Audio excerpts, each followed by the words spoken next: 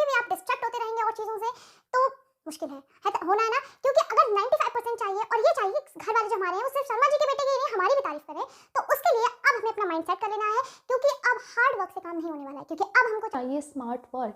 अब हमें smartly work करना होगा, तभी जाकर हम सारा सिलेबस कवर अप कर पाएंगे। हेलो बच्चों, जैसा आप जानते हैं कि बोर्ड्स एग्ज़ाम पास आ चुके हैं। अब हमारे पास बिल्कुल भी टाइम नहीं है कि अब हम फिर से सारा सिलेबस दोबारा से पूरा रिपीट करके एक हार्ड वर्क करके पढ़ें। तो और साथ में टेंशन भी चल रही है कि बहुत सारे भी चैप्टर्स ऐसे बाकी हैं जो कि हमने कवर अप नहीं कर पाए हैं, जो हमने नहीं पढ़ पाए हैं। तो आखिर हम क्या करें? और हमारा एम ये है कि हम 95% लाना चाहते हैं और बहुत ज़्यादा इस चीज़ की टेंशन हो रही है। तो आपको टेंशन लेने की बिल्कुल भी ज़रूरत नहीं है, क्योंकि मैं अब आपको इस वीडियो में बताऊंगी कि आप 95% कैसे कवर अप कर सकते हैं इतने कम दिनों में भी। हाँ बिल्कुल, अगर आप अपना फोकस बना लेते हैं, अपना एम बना लेते हैं, अपना गोल सेट कर लेते हैं, तो 95% कहीं नहीं गए हैं। आपके 95% आपके ही हैं, वो आपको मिलेंगे अगर आप मेहनत कर लेंगे तो। लेकिन अगर अभी भी आप डिस्ट्रैक्ट होते रहेंगे और चीज़ों से, तो मुश्किल है होना है ना, क्योंकि अगर 95% चाहिए और ये चाहिए घर वाले जो हमारे हैं वो सिर्फ शर्मा जी के बेटे की ही नहीं हमारी भी तारीफ करें, तो उसके लिए अब हमें अपना माइंड सेट कर लेना है, क्योंकि अब हार्ड वर्क से काम नहीं होने वाला है, क्योंकि अब हमको चाहिए स्मार्ट वर्क। अब हमें स्मार्टली वर्क करना होगा, तभी जाकर हम सारा सिलेबस कवर अप कर पाएंगे और ज़्यादा से ज़्यादा पढ़ पाएंगे। इसलिए अब क्या करना है हमें कि अब अपना एक एक मिनट सेव करना है, हमें एक भी मिनट वेस्ट नहीं करना है। अपने एक एक मिनट का हमें फ़ायदा उठाना है और उसमें सिर्फ और सिर्फ पढ़ाई करनी है, इसके अलावा कुछ भी नहीं करना है। अपने मोबाइल से अपना इंस्टा डिलीट कर दीजिए, फेसबुक जो कुछ भी आप चलाते हैं सब कुछ सोशल मीडिया डिलीट कर दीजिए, only for the board exam. जब तक आपके बोर्ड्स एग्ज़ाम्स हैं इन सबको बंद कर दीजिए, इसको चलाने की बिल्कुल भी ज़रूरत नहीं है। क्योंकि अगर आपके मोबाइल में भी अगर ये होंगे ना, तो क्या करेंगे आप? उस पर नोटिफिकेशन आया कि मैसेज आया, रील्स का मैसेज आया, चलो देख लेते हैं, तो क्या होगा, एक देखने बैठेंगे तो वैसे बहुत सारी खुलती जाएंगी और आपका वहीं पर टाइम जो है ना वेस्ट हो गया। 10 मिनट 15 मिनट्स ऐसे ही आपका पूरा टाइम वेस्ट हो जाना है। इसलिए अब मोबाइल को बिल्कुल ही दूर रख देना है। कोई शादी नहीं, कोई फंक्शन नहीं, कुछ भी नहीं, अब सिर्फ और सिर्फ पढ़ाई पे फोकस करेंगे। अब हमारे पास जितने भी दिन हैं उतने दिनों में हम सिर्फ और सिर्फ पढ़ाई करेंगे। साथ ही मैं आपको ये भी बताऊंगी कि आखिर अब हमने पढ़ाई तो कर ली, लेकिन एग्ज़ाम में हम अपने आंसर्स कैसे लिखें जो उसके हमें ज़्यादा से ज़्यादा मार्क्स मिलें। आखिर अपने आंसर्स को हम कैसे प्रेजेंट करें, तो वो भी मैं आपको इस वीडियो में बताऊंगी कि कैसे अपने आंसर्स को प्रेजेंट करिए। लेकिन सबसे पहले आपको मोटिवेट होना होगा कि आप ये कर सकते हैं। 95% मार्क्स आपके हैं और वो आप ला सकते हैं। ये अपने आप से कहिए कि आपके 95% मार्क्स हैं। एक पेपर लीजिए, उस पर 95% लिखिए और उसको अपनी टेबल पे पेस्ट कर लीजिए, बिल्कुल अपनी नज़रों के सामने। और सिर्फ आपकी नज़रों के सामने वही 95% मार्क्स होने चाहिए।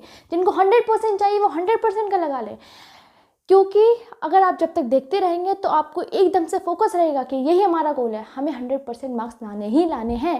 95% मार्क्स, 100% मार्क्स।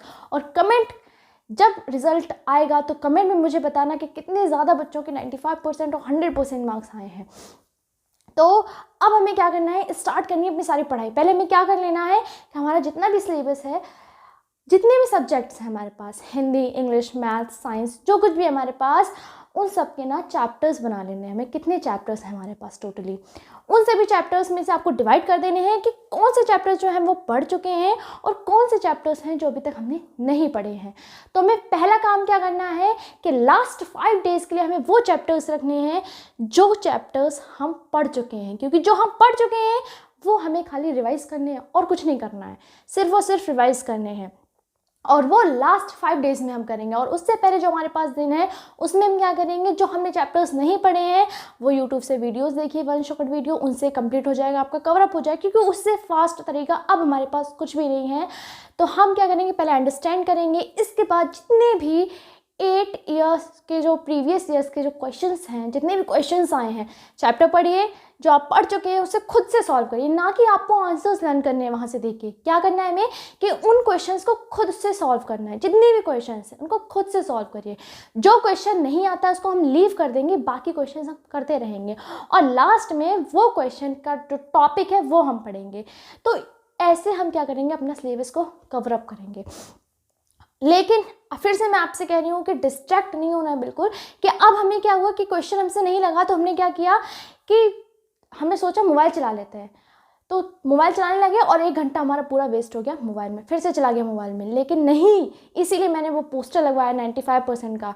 जब भी ये मन करे ना कि अब ठीक है, अभी क्वेश्चन नहीं हो रहा हमसे, अब हम ये नहीं छोड़ दे रहे हैं, अब मोबाइल चलाने लगते हैं, तो नहीं, आपको क्या करना है, आपको वो पोस्टर दोबारा से देख लेना है और याद दिलाना अपने माइंड को कि हमने एक गोल बनाया 95% का और वो मार्क्स हमें लाने ही लाने हैं। और वो कैसे आएंगे, जब हम बिल्कुल भी डिस्ट्रैक्ट नहीं होंगे किसी भी चीज़ से। जितनी भी चीज़ें हैं, हम किसी भी चीज़ से डिस्ट्रैक्ट नहीं होंगे। अब सिर्फ और सिर्फ हम पढ़ाई करेंगे, दिन में रात में जब भी हमें टाइम मिलेगा हम सिर्फ और सिर्फ पढ़ाई करेंगे, इसके अलावा कुछ भी नहीं करेंगे। तभी हम 95% ला सकते हैं और हमारे घर में दूसरे बच्चे की तारीफ होगी शर्मा जी के बेटे को छोड़ के। सिर्फ शर्मा जी के बेटे की तारीफ नहीं होगी, सभी बच्चों की तारीफ होगी, सभी आप 95% मार्क्स ला सकते हैं। तो अब क्या हो गया, ये हमने सिलेबस कवर अप कर लिया। प्रीवियस ईयर क्वेश्चंस बिल्कुल भी नहीं छोड़ने हैं, वो क्वेश्चन आपको ज़रूर लगाने हैं, चाहे कुछ भी हो जाए, आपको क्वेश्चंस अटैम्प्ट करने हैं और खुद से अटैम्प्ट करने हैं। आंसर्स उनको पहले से ही देख के नहीं सॉल्व करने हैं, आपको खुद से करने हैं, उसके बाद अपने आंसर्स चेक करने हैं कि आपने वो सही करे हैं या नहीं करे हैं। अब इतना तो हो गया कि हमने क्वेश्चन सॉल्व कर लिए, सिलेबस देख लिया। अब आती है बारी कि एग्ज़ाम में हम अपने आंसर्स को प्रेजेंट कैसे करें, आखिर हम एग्ज़ाम्स में कैसे लिखें जो टीचर हमें ज़्यादा से ज़्यादा मार्क्स दे। फर्स्टली थिंग कि पेपर में एक भी सिंगल क्वेश्चन भी आपको छोड़ना नहीं है। उस क्वेश्चन से रिलेटेड आपको जो कुछ भी आता है आपको हेडिंग डाल के वो उसमें लिखना है, चाहे थोड़ा ही आता है। अब फॉर एग्जांपल कि माइटोकॉन्ड्रिया में आपको माइटोकॉन्ड्रिया में कुछ भी नहीं आता, एक टॉपिक आ गया कि व्हाट इज़ माइटोकॉन्ड्रिया और आपको नहीं पता है कि माइटोकॉन्ड्रिया क्या होता है, सिर्फ एक लाइन पता है जो हम लोग को रटवा दी गई थी कि mitochondria is the power house of cell, कि जो माइटोकॉन्ड्रिया होता है वो सेल का पावर हाउस होता है।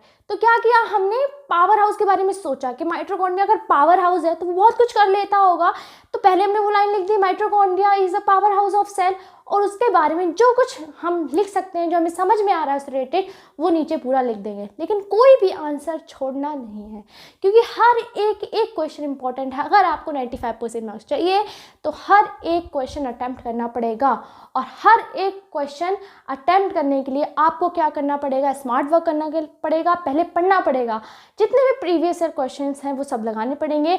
जो आपका इनकम्प्लीट सिलेबस है, जो हमने 2 पार्ट्स में डिवाइड किया था, जो हमने रिवीजन के लिए डिवाइड किया था और दूसरा जो हमने पढ़ने के लिए डिवाइड किया था, वो पढ़ाई वाला सिलेबस आपको 5 डेज से पहले कंप्लीट करना है, कवर अप करना है। और फिर ये आपकी ड्यूटी है कि आप उसको कैसे करेंगे, जितने से ज़्यादा आप डिस्ट्रैक्ट नहीं होंगे उतना ही ज़्यादा सिलेबस आप कंप्लीट भी कर लेंगे। और अब क्या है कि हम क्या करेंगे, मैं आपको बता रही थी कि आंसर्स को प्रेजेंट कैसे करें। तो जब मैं बोर्ड में थी तो मैंने क्या किया था कि हमारे टीचर्स ने बताया था, हमारी इंग्लिश वाली मैम थी, उन्होंने भी बताया था कि हमें क्या करना है, जब हम आंसर लिखते हैं तो आंसर की जब सेकंड आंसर शुरू करें तो 2 लाइन्स का हम उसमें बीच में गैप दें और उसमें एक लाइन कर दें। तो इससे हमारा जो आंसर है वो अच्छा खासा डिवाइड हुआ दिखता है। और हर एक आंसर एक पॉइंट लिखें, हेडिंग्स लिखें और हेडिंग को अंडरलाइन करें, उसमें जो पूछा गया है उसको हेडिंग बनाएं, और मेनली हो सके तो पॉइंट्स में आंसर लिखें, क्योंकि जितने ज़्यादा पॉइंट्स होंगे उतने ज़्यादा मार्क्स हमें मिलेंगे और उतना ज़्यादा एक टीचर उसको ऑब्जर्व करेगा कि कितना ज़्यादा लिखा हुआ है हमने, कितना उसको कम्प्लीटली हमने उसको बताया है, कितने अच्छे से उसको हमने बताया है, वो टीचर देखेगा और उससे हमें बहुत ज़्यादा मार्क्स मिलेंगे। तो अब ये हमारा प्रेजेंट हो गया कि कैसे हमने एग्ज़ाम में लिखना है, कैसे अपना आंसर प्रेजेंट करना है, वो सब हमने लिख दिया। अब सिर्फ और सिर्फ एक चीज़ कि आपको मोटिवेट रहना है, आपको बस ये सोचना है कि 95% हमें चाहिए तो बस चाहिए, और इसके अलावा कुछ नहीं। और आप ये कर सकते हैं, बिल्कुल कर सकते हैं, हर कोई कर सकता है, क्योंकि 95% कोई ज़्यादा बड़ी बात नहीं है। आप कर सकते हैं, आपने पढ़ाई करी है, आपने पूरी साल पढ़ा है और आप ये कर सकते हैं। आप 95% बोर्ड में ला सकते हैं और पढ़ सकते हैं, बहुत अच्छे से ला सकते हैं, और घर में आपकी तारीफ़ ही होगी। तो ऑल द वेरी बेस्ट।